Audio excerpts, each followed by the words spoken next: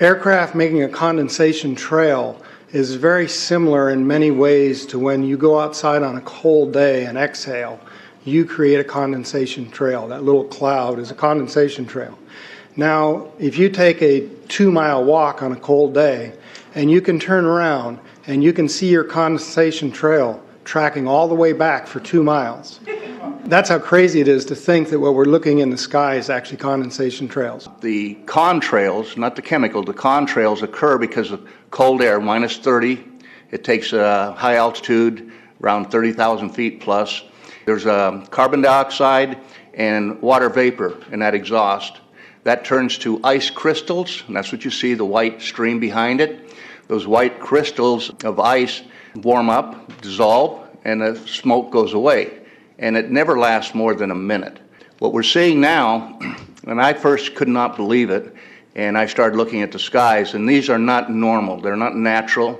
There's something going on. I don't know who it is or why they're doing it. All I can testify is it's not natural and it's not normal. It's got to be some outside influence doing that. Thank you. I'm here to give you testimony that chemtrails, they're not contrails, are indeed real. They're spraying almost every day. I watch the clouds and watch the spraying program going on. I want to tell you that we're in very great danger from the pollution that's coming down over us.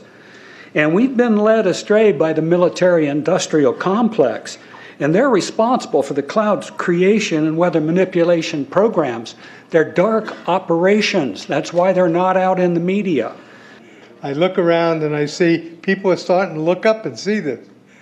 Many times I've spoken about chemtrails, and I get this blank look on my face. What are you talking about? I'm saying, look up. As a pilot, before I fly, I look up. And so, boy, they're really out there working. When you look up at the sun and you see a white haze, that is aluminum floating in the air right now, and it's coming from the aircraft. There's a huge amount of aluminum being found because these sprays have aluminum, strontium, barium, manganese. And there's a lot of argument that aluminum is very common to be found, but aluminum is only common in a bonded form. It's not common in a free form, and we're finding high rates of free aluminum in the soil, which is not natural. The metal compounds that are being used are environmentally dangerous. We need to be monitoring them. We need to be testing them. Okay, these previous guys, I've watched exactly what they do, and yes, they are correct. I've seen exactly the same stuff, so ditto marks on those. You want some figures? Okay, latest water test, tested the rain. 13,100 micrograms per liter of aluminum in the rain in 2013. Normally, it should be 0. So 13,100 is pretty damn much, folks. It used to be 0, then it was 100s in the 2000s. And then since 2010, it's into the 1,000s and the latest 13,100. In the snow on Mount Shasta, pristine Mount Shasta, 61,000 micrograms per liter, 4 times the amount that is found in the soil up there. Where in the hell is this stuff coming from if it's not coming from the soil? We have clouds in the sky we've never seen before. Almost every day I'm seeing clouds I've never seen before. And NASA has been even named a few of these new clouds. It's really interesting, but NASA is a corporation. I want you to know that. NASA has also conducted a research program in what they call metallized fuels. We're actually putting aluminum oxide right in the fuel because it has 2 atoms of aluminum and 3 atoms of oxygen. So during the combustion process, it releases all that oxygen and dramatically increases efficiency, but it leaves the aluminum in the air. We got things coming from sky down, and it's a huge, huge problem.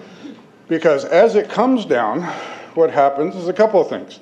Is that it actually is in our air, we breathe it. And as we breathe it, it's actually going to go up through our nostrils, into our brain, easiest access to our brain frontal lobe.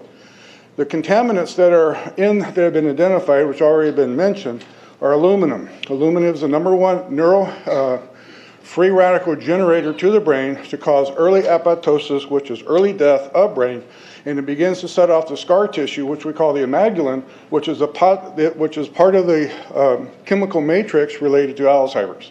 I'm a neurologist practicing in Reading for 17 years, and in the past 5 years, I have seen the number of patients with Alzheimer's disease, Parkinson's, and other neurodegenerative diseases tremendously increased, almost quadruple. I became interested in chemtrails about 8 years ago when I was in Hawaii, and the Hawaiians are really being very vocal about it. I concur about the increasing number of Alzheimer's. They have been able to take the aluminum and micronize it, which means it'll stay up longer. But it also means, and I don't know if any of you have noticed some metallic taste in your mouth when they're spraying, but you inhale that, it goes up through your cribriform plate and through your sinuses and into the brain. As you heard, to spray nanoparticles, very small particles. These nanoparticles, they basically trigger a programmed cell death in the brain, and that is the ultimate path we see in Alzheimer's. That's problem number one, because when we look at the Alzheimer issue, we say those are the old. The real problem is, and the real scare I have, is as I am a father of 2, I'm a grandfather of 3. So the drama is our children. ADD started in the 70s. Autism was not on the radar. There was no documents, there was no information. It was 1 in 100,000 children. Today, what we have is 1 in 48 boys. I was part of the early group that was looking for aluminum in ADD and ADHD. And all of those children that started to develop those phenomena had high levels of aluminum. When we figured out protocols to detox them out, to free the body of those particular contaminants, what happened is that their brains came back. When we do this to the age, it doesn't come back as quick, but it will come back. But I'm seeing Alzheimer's in 56 years old. Back in the 70s, Alzheimer's when you were 80. If you remember 8 to 10 years ago, there was this big move to get rid of aluminum from underarm deodorant because it would cause Alzheimer's. Look what they're doing to us now. I want to give you a little bit of history on the background behind nanoparticles has been described before. A nanometer is 1/1000th of a meter. It's very small. In fact, if you have particles, say, that are 40 or 50 nanometers across, you can take and line 50 of them up next to a single red blood cell. These things are extremely tiny. They're pervasive. The collapse and decrease of agriculture is something I worry about even more than the previous info about autism and Alzheimer's. Believe me, I'm seriously concerned with what I'm watching. As a wildlife biologist, I've been watching the ecosystem collapse. When you lose all your stream organisms, when you have aluminum overload in your streams, you're killing your microbial bacteria and you're disrupting the entire ecosystem. So it goes way beyond just a little bit of pollution. How did Monsanto know to create aluminum-resistant plants? I don't think I've heard anybody ask that question. Okay. Insects. I've done studies in Siskiyou County. They're at 20% of normal. The aquatic insects basically made a nosedive in 2006 to about 20% of normal. So far this year, I've sampled 200 trout stomachs. 98% of them are empty. So sorry about the trout fishing, fellows. The mayflies, stoneflies, dipterus, and caddisflies are damn near gone. The terrestrial sampling is down to about 20% of normal, except for pest species like ants.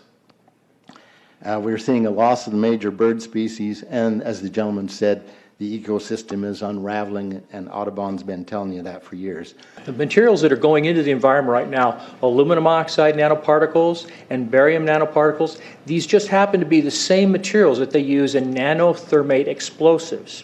And so when this stuff settles down out of the air into the environment, it is small enough to be absorbed through the root structure of the trees in the forest. And so when there's a forest fire, and there will be a forest fire, those fires burn dramatically hotter. The point is that the cost of firefighting, the cost in the healthcare system have nearly doubled in the last 10 years. The amount of acreage is lost because of fires. The impact on human health is dramatic. I personally tested water and aluminum, and I found aluminum had 47 times the normal expected amounts. Strontium had 10 to 20 times the amounts. Barium was 20 times. This is what the stuff looks like here. Collected, it looks, most people just think it's a cobweb, but I tested it, it has outrageous amounts of barium, strontium, and aluminum, but they destroy the sample, so I'm not letting this get away from me. You know, these tests are international. in scope. We're seeing this all over the world, guys. Okay, pH of acid soils is 20 times more alkaline. The aluminum in the soil has doubled in the last 10 years. The rain normal was 5.6. It's 20 times more alkaline. Aluminum blocks essential nutrients. I am unable in my garden to restore normal pH, and that's because nanoparticles are now in the circulatory systems of both plants and humans. The Air Force conducted a study starting in 1993. It was called In Vitro Toxicity of Aluminum Nanoparticles in Rat Alveolar Macrophages. That's a real fancy way of saying testing the effect of aluminum nanoparticles on the white blood cells in the little air sacs in your lung, the alveoli. And what they found in this 8-year study was that these particles, when you're exposed to them long enough, it suppresses the ability of your white blood cells to defend you from airborne infections coming into your lungs. So it suppresses your immune system. But they also found that these same particles, once they get into your system, they can actually go through the barrier in each one of the cells. They get inside the cells, and these particles can actually suppress the ability of mitochondria, which are in the cells that help to gobble up toxins and things that would be harmful to the nucleus and the reproduction process of the cells in your body. These processes are suppressed, and so essentially by breathing this material in, your immune system is dramatically suppressed. I wrote to the federal government because Air Force wrote a book, and on the first page of the book they said, we're going to control the weather by the year 2025. I asked them, what are they doing spraying these chemicals on the public?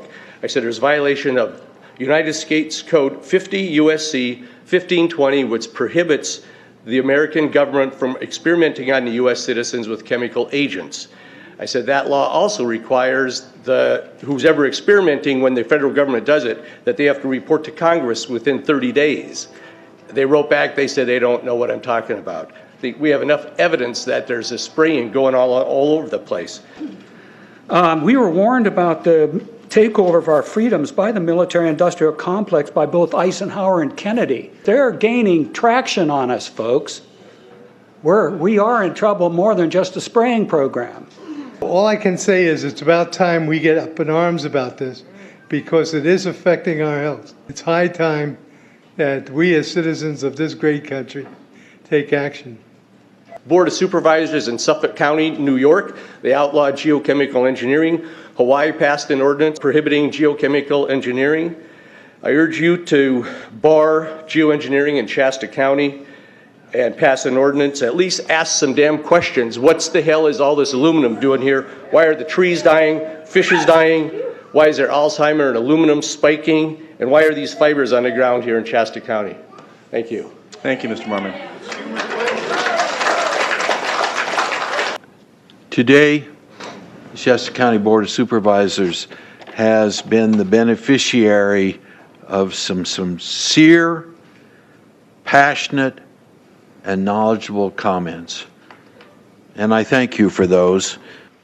I am in agreement with my colleagues about sending letters and a call for action, but I would hope that we could go a step further.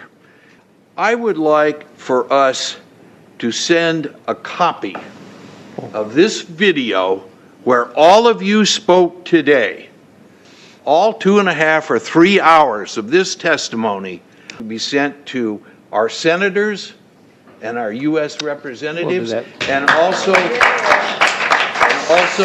our representatives in the state of California. We'll do that. Let them listen to the passion that came out of this meeting today. Thank you. You have the motion in front of you. I think it's understood. All in favor, say aye. Aye. Any opposition? Motion passes unanimously.